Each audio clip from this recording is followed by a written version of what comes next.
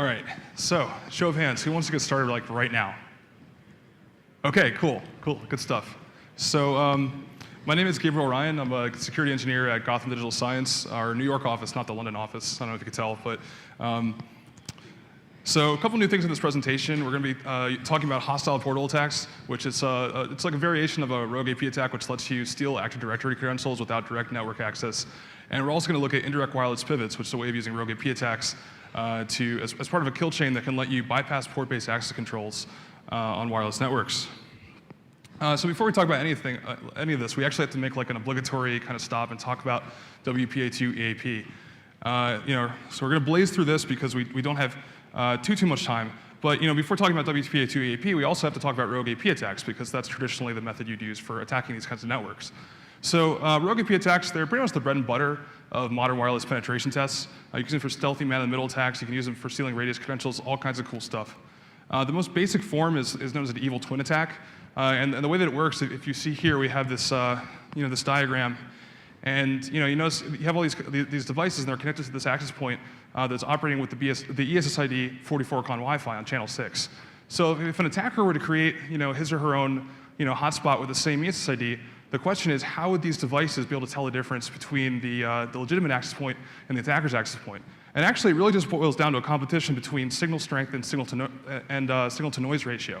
So if the attacker is able to overpower the legitimate access point in that way, the devices will actually drop their associations with the legitimate access point and connect to the attacker, causing a man-in-the-middle. So this is not a new attack. This is something that's been around since probably before the earliest reference that I could find to it, which was this wireless LAN security fact by C.W. Klaus back in 2002. In 2003, the infamous ASLEAP came out. That was built by Josh Wright. 2004, you start to see karma attacks. It's a new variation of the rogue AP attack, and that was Dino Deazovi and Shane McCauley. 2008, you actually start seeing free radius WP, which is this tool that was released by Josh Wright and Brandon Tonowitz. And this is when you start seeing rogue AP attacks used as a method of breaching WPA2 EAP networks. And then finally in 2014, you have the improved karma attacks by Dom White and Ian de Villiers from SensePost. And by this point, karma attacks have become less effective, so they were able to kind of bypass a lot of mitigations that client devices had developed over the years and make them more effective again. And actually, very recently, 2017, we had the Lure 10 attack by the guy who wrote Wi-Fi Fisher. It's a pretty cool tool. You should go check that out too. And that exploits the Wi-Fi sense capability that's built into Windows 10. And the cool thing about that attack is that Microsoft doesn't seem to care about it, so it's going to be around for a while. So, but the common trend here is that with all these attacks, they kind of fall into two categories. Rogue AP attacks, they've traditionally been used as a method of stealing credentials via man-in-the-middle attack, or they've been used for breaching EAP networks. We're going to do something a little different here. We're going to talk about rogue AP attacks as a means of lateral movement. So, just a little more background information. For those of you who are intimately familiar with EAP, aka Extensible Authentication Protocol, I know this is a bit of a simplification. We're going to go more in depth in a second. But logically, authentication occurs when you're talking about EAP. We're going to be focusing, by the way, on EAP-PEAP and EAP-TTLS for this talk primarily. So with EAP-PEAP and EAP-TTLS, authentication occurs between the supplicant and also the authentication server. And you kind of have this situation that looks like this, right? You have this client, also known as the supplicant. That's your wireless device. And it's going to send an authentication request to the authentication server. That's your radius server that's running somewhere in your network. The radius server then will respond with an X509 certificate. And the idea here is that the X509 certificate is used to prove the identity of the authentication server to the client. So at this point, the client actually accepts a certificate, a secure tunnel is established, and you move on from the outer authentication, which is where we were before, to the inner authentication, which is where you start seeing like credentials pass back and forth, and that happens through the secure tunnel. Now, the reason why there is that secure tunnel in the first place is because without it, remember that we're using EAP as an authentication mechanism to provide access to the WPA capabilities of the network. That means that before you complete that EAP authentication process, everything is still basically happening over open Wi-Fi. So that's a problem because without that secure tunnel, you can just you would be able to just sniff that whole process off passively and crack credentials offline. In fact, legacy implementations of EAP, specifically ones that used EAP-MD5, were very susceptible to this. So the complete picture, now that we kind of looked at the overview, For EAP, you have the supplicant or the wireless device, you have the authentication server, but then you also have the access point, which in the RFC is defined as the authenticator. The goal of the role of the access point is to serve as an intermediary, because the supplicant can only speak layer 2, and the radius server needs to be able to speak radius, which is up on layer 7. So you have this access point that's kind of in between and passing all this stuff back and forth. Remember, this is an open access point. So the complete diagram should really look like this, right? So the problem with this situation, remember, is that remember we mentioned that open access points are susceptible to evil twin attacks or rogue AP attacks in general. So in this case, we have the X509 certificate. If an attacker is able to use an evil twin attack, but this time instead of doing it with an open access point, they clone a WPA2 EAP network that uses PEAP or TTLS or something before that. What'll happen is that the victim client device will be forced to connect to the attacker. They'll send that authentication request to the attacker, and the attacker then responds with either like something. They use a rogue CA to create a certificate or self-sign a certificate, and that gets sent back to the client. Now, at this point, it's pretty much up to the client to either accept or reject the cert. If the client rejects the cert, everything's good. But the problem is that often doesn't happen. So if the client accepts that X509 certificate, it actually will proceed to perform that inner authentication through that secure tunnel with the attacker, and that gives the attacker a challenge and response that can be cracked offline to obtain radius credentials. Once again, this is not a new attack. This has existed since 2008, so it's pretty widespread. So to make matters worse, right, it's not just the inner authentication protocol used by EAP-PEAP is MS-Chat v2. And anyone here familiar with MS-Chat v2?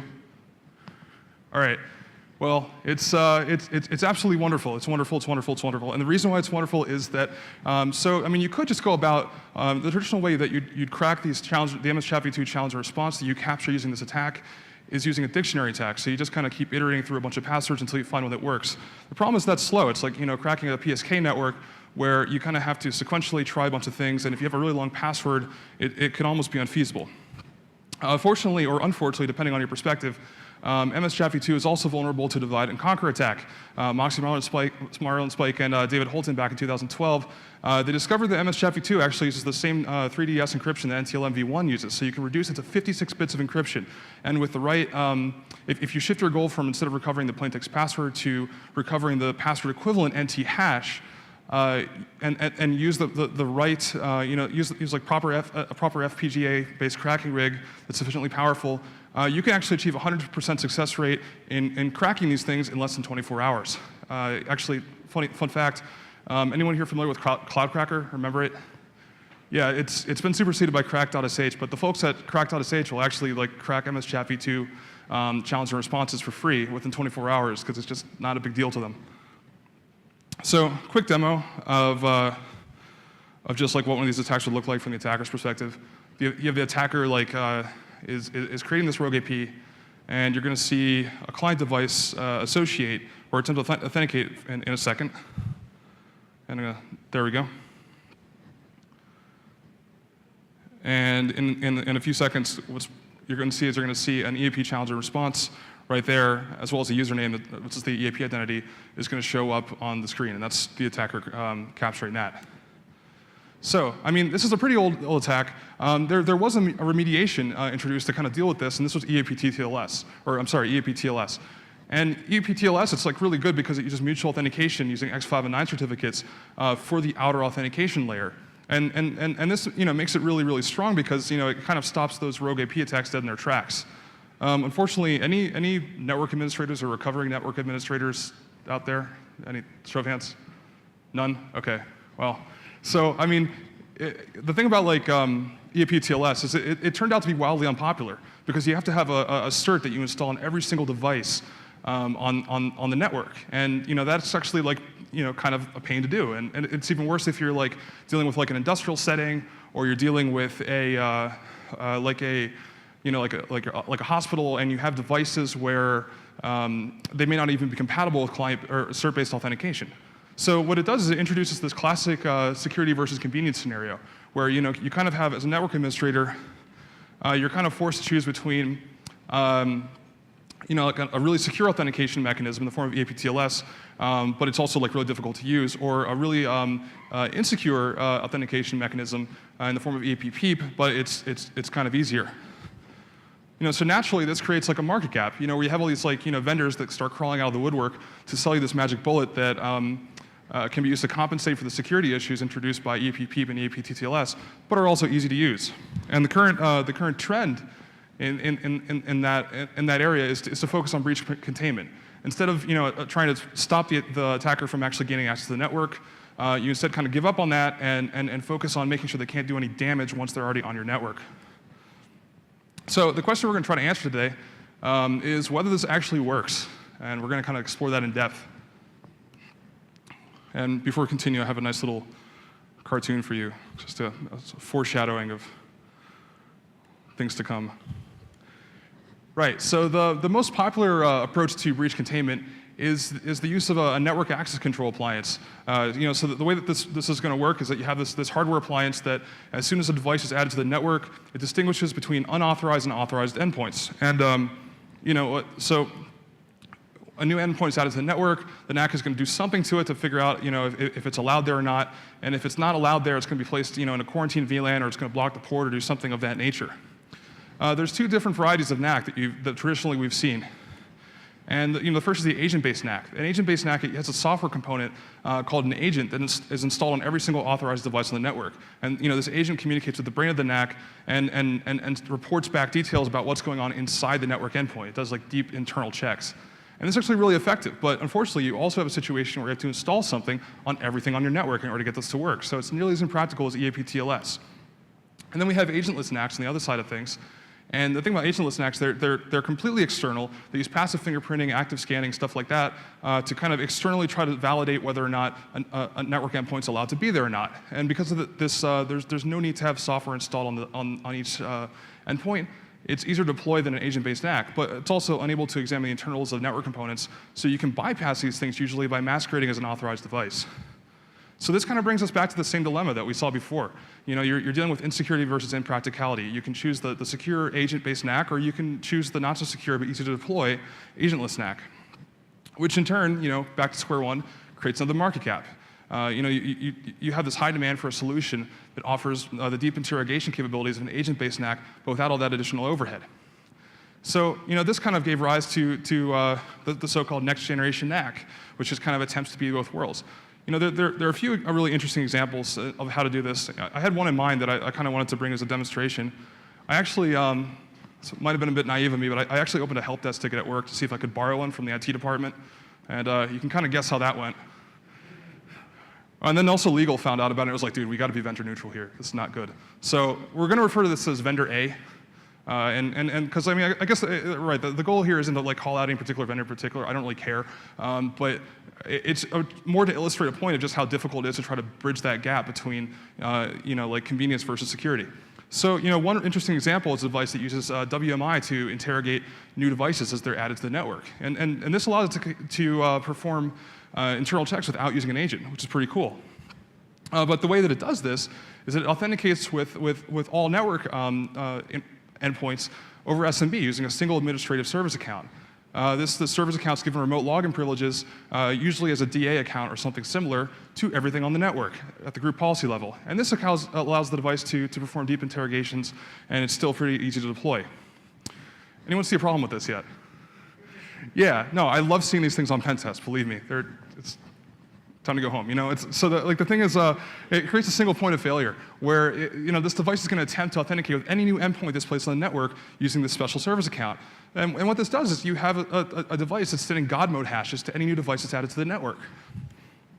So, the most obvious risk this introduces, since it's using NTLM, is an SMB relay attack. Because if you want to pivot into something, you just join the network, wait for this thing to try to authenticate with you to check you out, and then you just relay that authentication attempt to whatever you want to pivot into. And of course, you can mitigate that by deploying SMB signing. It's worth mentioning that SMB signing is disabled by default on everything but the domain controller. Reasoning for that, I think, is probably because group policies actually downloaded over SMB. So I think that's like where Microsoft draws the line. Is like, no, we can't do that. But even if you enable SMB signing across the board, it doesn't address the issue of having hashes sent directly to untrusted endpoints. So, interestingly enough, this vendor also they provide you with a piece of software that you can install on network endpoints to kind of remediate this issue. But this is starting to sound a lot like an agent. And considering the chief selling point of this thing is that no agent is required, I feel like we're just kind of back to square one.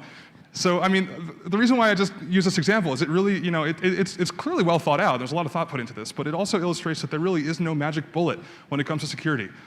Security with convenience is totally a paradox most of the time. So another interesting security control, right, that you see on wireless networks is client isolation. You see this on wired networks too, but it gets interesting when we talk about wireless client isolation because, well, more about that in a second. So wireless client isolation, the idea is that you prevent wireless clients from communicating with one another. It's often used as security control, especially on open networks. You get everyone to play nice and not attack one another. So the way 802.11 is supposed to work is that the AP is supposed to communicate it's supposed to mediate all communication on the network. So in theory, this means client isolation should work. We have this diagram here, and if we have this one laptop tries to send a bunch of nasty stuff to this other laptop, the idea is that it has to go through the AP first. The AP can just look, oh yeah, this packet is not going toward the distribution system or from the distribution system. Screw it. No, I'm going to drop the packet. But the problem is that when we're talking about a wireless network, client isolation is a logical control. It's not a physical control. The question is, how do you prevent radio transceivers from communicating with one another? A really awesome researcher, he's no longer with us, unfortunately, but back in 2005, Cedric Blanchard, his answer to this question was, well, you can't. And he developed this tool called EAP-TTLS that kind of allows you to bypass client isolation. This was later revived by Oliver Lavery from Gotham Digital Science. This was way before my time. But yeah, the way that EAP-TTLS works is it reads packets from the AP using a monitor mode Wi-Fi interface, and then just injects response to those packets as if it came from the AP. It's actually really simple, and it even gives you a nice little tap device that you can use that it bridges with the monitor mode interface, so you can actually interact with the network without even being associated with it. So it's pretty cool. There's some later tools that kind of build off of this. Aircrack Suite, for example, has AirTonNG, which supports WEP. You can do these attacks with WEP. It also has TKIP-TONNG. It's a little slower, but it still works, and you can do this attack with WPA1. The reason for this, by the way, is that WPA1 was kind of developed kind of hastily as a response to the vulnerabilities found in WEP. So it's basically like WEP, but with bandages all over it. So there's some theoretical attacks that apparently you supposedly could use them against WPA2. Hole 196 comes to mind, but it's really debatable whether these actually work. But for the sake of being thorough, just kind of throwing them in there as well. Here's just kind of a demo of Wi-Fi doing its thing. This is really, really small on my screen, so if it looks a little choppy on yours, apologize for that. But so in the top right here, we have a terminal that's bound to a VM that's going to host an access point for us. We're going to start the access point, and the terminal right here is bound to our host operating system, and we're going to do something with that. And then this is another VM on the left here, this terminal here, and that's going to be yet another VM. That's going to be our victim. So here we're associating with I'm sorry, this one on the left is going to be our attacker. We've just associated with this network, this open network, using our host operating system, and now we're going to send 5 ICMP requests from our host operating system to this access point. As you see, we get five ICMP replies, and that's expected. So over here, we're going to start a tool called Wi-Fi Ping, and Wi-Fi Ping is just a modified version of Wi-Fi Tap. It's a cool proof of concept tool that it's really simple. All that it does is that anytime that it sniffs an ICMP request on the target network, it just responds with it injects an ICMP response. So as we run this thing, notice how we run it a second time, but instead of getting the expected 5 responses, we actually get 10, even though we only sent 5 ICMP requests. So that's just an example of kind of a proof of concept that shows that client isolation just doesn't really matter if you have an open Wi-Fi network. So food for thought. We've been talking about whether or not it's possible to actually contain an attack directly. So an attacker gets on the network and you immediately are able to do something to prevent this from proceeding any further. But I feel like this is kind of missing the point, and here's why. So the role of NAC in containing a wireless breach is to prevent an attacker from accessing a sensitive resource, or sensitive resources after the breach occurs. And the way that it does this is that when an unauthorized endpoint is detected on the network, one of two actions is going to be taken. Either the endpoint is going to be placed in a quarantined VLAN, or the port is going to be blocked off completely. So essentially violating access control policies, this is going to cause the NAC to impose some kind of restriction. In a wired network, this is going to be a physical restriction, so it's pretty solid. But in a wireless network, this can only be a logical restriction, much like what we just saw with Wi-Fi tap and client isolation. So to kind of drive this point home, let's imagine a pretty typical scenario if you're doing a wireless pen test. You're really cocky, you've breached this WPA2 EAP network, so it's using PEAP, and you're like, yeah, I'm on the network, and then you find yourself in a quarantine VLAN. And let's say you're trying to present this to a client as a problem, but they're like, yeah, but we have this NAC in place, so why do we need to secure this? Because any attacker that's going to get onto the network is just going to be quarantined like this. And as an attacker, you probably want to be able. It's true. I mean, as an attacker, your whole goal is to get access to the sensitive resources that happen to be on this restricted VLAN over here. So the question is, how do we get out of this situation? And this is where we start introducing these new attacks. So the first one we're going to talk about is called a hostile portal attack. And this allows you to steal AD creds without direct network access. So it's kind of the jumping off point for what we're going to do to resolve that scenario. So we have to review a couple things before we kind of explain how it works. It's really a combination of two things. One is a redirect to SMB. So in a redirect to SMB attack, the idea is that you either coerce or you trick a user into accessing an HTTP endpoint. And this HTTP server is specially configured so that all that it does is it redirects everything that it receives to an SMB share on the attacker's machine. And what this will do is that it will actually trigger, it will cause the victim to attempt NTLM authentication with the attacker in order to access that resource. So the victim accesses the HTTP endpoint, gets redirected to an SMB share, and now you have their hashes. There's a variation of this that instead of redirecting to an SMB share on your machine, you redirect to a non-existent SMB share, and then that allows you to run responder in the background because if it will actually, because it's non-existent SMB share, the net BIOS steps will actually fall back to LMNR and MPTNS, and you can do LMNR and MPTNS poisoning. So this is a really fast way to get hashes. Unfortunately, it also requires social engineering. You have to get the victim to access this resource in the first place. So we're about 5% through our escape attempt. So the next thing that we're going to combine with this is a captive portal. Captive portals are traditionally used to restrict access to open Wi-Fi networks. And the way that they work is that all DNS queries are going to be resolved to the captive portal page. And additionally, if you want to prevent people from just specifying their own DNS server, you can redirect DNS traffic to your DNS server so that they have to use your DNS server. And if you really want to be really thorough about it, you redirect all HTTP traffic to the captive portal as well. So a hostile portal attack kind of combines all this stuff, and it's based on the redirect to SMB. And what it does is that you first force the victim to associate with you, using a rogue AP attack. And then you use a specially modified captive portal. Instead of redirecting to a login page, you redirect to an SMB server share on your machine. So the whole process, what ends up happening is the victim is forced to connect to you, and then they're immediately redirected to your rogue SMB server, and they send you hashes. And it kind of happens in quick succession like that. So for an example of this working, I'm going to demonstrate this on an open network at first. There's a couple more steps involved with doing this with EAP, so we're going to do that next. But we see here, we've just sent, we're sending a few deauth packets. This will cause the, actually let me back up a little bit. So up here we have a terminal corresponding to the legitimate access point. And over here we have the attacker. And over here we have another virtual machine named Jenkins. I think that's Jenkins? That's Jenkins. Okay, that is going to be our victim. So the victim is currently associated with this network up here. We're gonna create. We're starting a rogue AP, and we're also going to deauth this particular BSSID, which is going to cause this client to roam over to the attacker. As we see here, it's starting the authentication process, and it's associated with our access point now. And now we just open up IE, and now we have these hashes right there. So the whole thing actually just, it's pretty fast. And interesting thing about Internet Explorer, by the way, you notice how every time we were typing in something in the address bar, it would kind of capture the hashes over and over again? That's because most browsers will do a lookup request to some website to autocomplete. So you can just end up capturing the same thing over and over again that way. Anyways, so that's pretty cool. But we really want to be able to do it with WPA EAP networks because that's the scenario that we're trying to address here. So in most cases, WPA EAP, we're talking about EAP-TTLS and EAP-PEAP. Both use MS-CHAP-v2 for inner authentication. For EAP-PEAP, it's pretty much guaranteed to be MS-CHAP-v2. EAP-TTLS, you actually have some more choices, but the strongest one out there is MS-CHAP-v2. So that's the one we're going to worry about.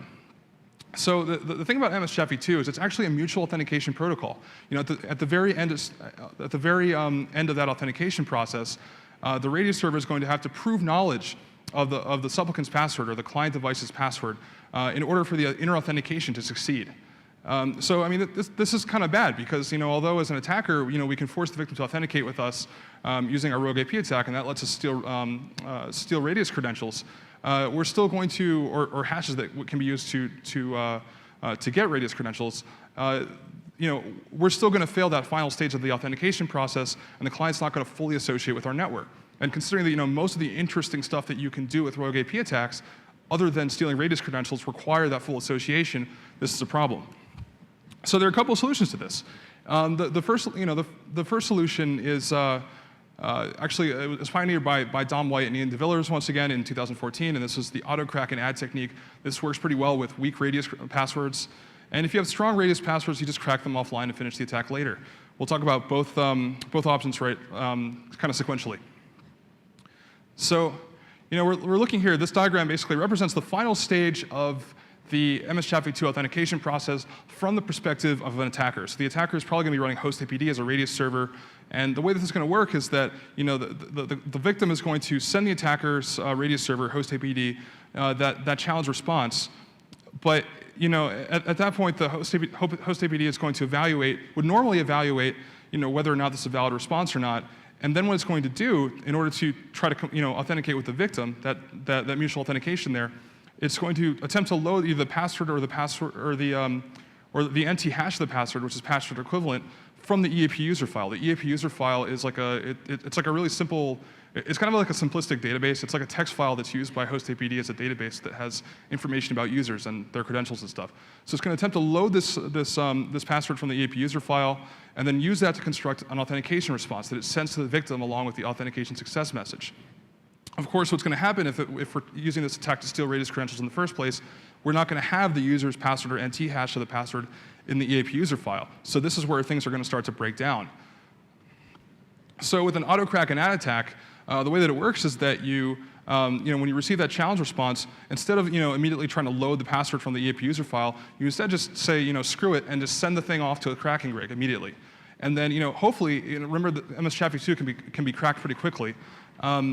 Hopefully what's going to happen, if it's a weak enough password, you should be able to crack it within a few seconds. And then you just append it, you know, slap it on the end of that EAP user file, and then what will happen there is that host APD will actually load the password that you've just cracked, and you use that to construct the authentication response, then everything just gets sent off to the victim and the attack succeeds.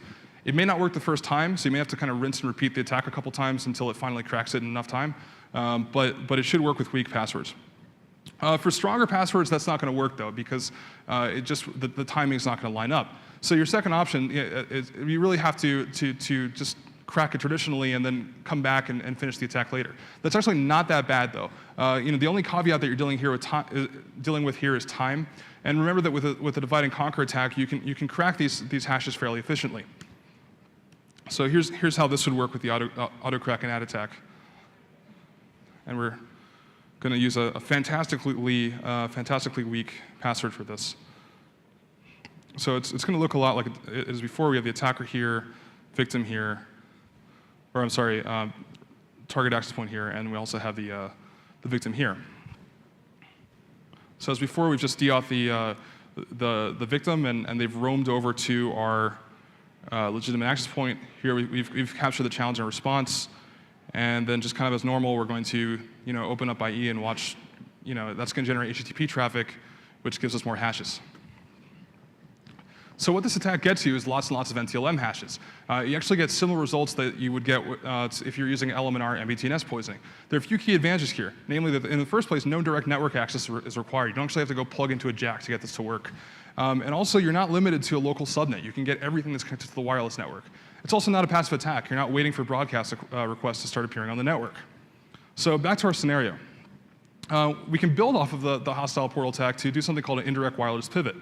And this is where we use a rogue AP attack to bypass that port-based access control that kind of got us stuck earlier.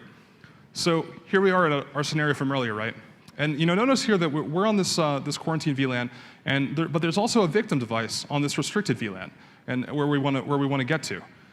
So assume that we have two network interfaces, and our first network interface is currently associated with the target network, and that's the one that has the IP address on this quarantine VLAN. If we use the second interface to force that victim device to associate with us, using a rogue AP attack, if we then perform a hostile portal attack, that'll get us NTLM hashes. We then crack those hashes offline. Pick up where we left off. We might have to go back and repeat the step where we get the victim to associate with us, whatever. But then at that point, you can use that access to place a timed payload, like a scheduled task or something like that, on the victim. And what this timed payload is going to do is it's going to execute after a certain period of time and send a reverse shell back to our first network interface, which is currently sitting on the quarantine VLAN. At that point, we stop our rogue AP. This allows the victim device to reassociate with the target network. It's still an authorized device, so it's going to get moved over by the NAC to the restricted VLAN, and we just wait for the reverse shell. And this could be the best NAC in the world, and it wouldn't even matter. So, that involves some password cracking. So, a more efficient approach would be to use an SMB relay attack. Of course, there's a little more conditions here. We need 2 victim devices at this point because reflection hasn't worked since MS 08068, I believe. But if we force both of these devices to connect to us, and then instead of simply using the hostile portal attack to capture NTLM hashes, we instead perform a relay attack from one to the other to execute that timed payload, and then just allow the victim devices to reassociate with the target network. We can still get the reverse shell that way. So here's a fantastic little demo of how this would kind of play out. I'm going to squint really hard to. So we're going to have our 2 victim devices are going to be over here, and we're going to have our attacking machine is going to be on the right, the bottom right of the network, or bottom right of the screen, and then over on the left, we're going to have our legitimate access point, and also another terminal that's going to send DAuth packets. So right now we're forcing the victim devices to associate with our rogue access point by getting them to roam using DAuth packets, and we just do that with both of them. And then when they're both associated with us, and it's kind of doing its thing there. See, we have one, and we should have the other one, like any second now. So the thing that you see here, we're actually going to be using Empire to pull this off. Anyone here used Empire before? All right, a few hands. For those of you who haven't used it, you can just think about it. This is technically false, and I think the creators of Empire would probably get mad at me for saying this, but it's you can for the sake of this demo, you can think about it as like Metasploit with PowerShell. So we're going to get the IP address of one of these victim devices, and we're going to just copy paste it and feed it to our SMB relay server. And you see this big chunk of base64 code, that's our payload. And our SMB relay server, when the SMB relay attack is triggered, it's going to execute that payload on the victim. So we start up the SMB relay server, and then we generate some HTTP traffic on this victim up in the top right. So we just do that by just kind of typing some stuff in the browser. All right, now you see all this activity there. That's the SMB relay server doing its thing. And pretty soon, at some point soon, we should see a connect back from our initial agent. And we see that green thing there. Okay, so now at this stage, both of these devices are still connected to our rogue access point, but we now have essentially a shell on one of these devices. So let's find out which shell we're actually looking at here.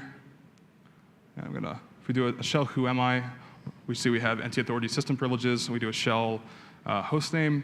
That's going to tell us which of these 2 devices we're connected to.